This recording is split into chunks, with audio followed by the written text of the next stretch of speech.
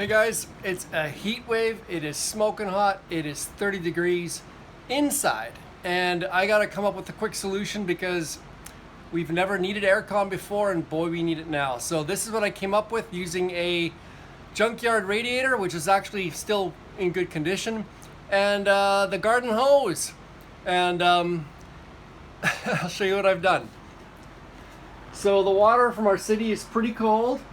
I ran it in from outside through the window and plumbed it into the bottom of the rad, and it just sealed off anything I needed to seal off, capped off a couple of spots, and then back out to the sprinkler, which has got to be watering the section of lawn anyways. So what are the results? I've got a quick temp response temp probe right there, and we started at 30 degrees and it's been about half an hour, but the air coming out has been down at 21 degrees the whole time. So, and the air coming out now is 20.7.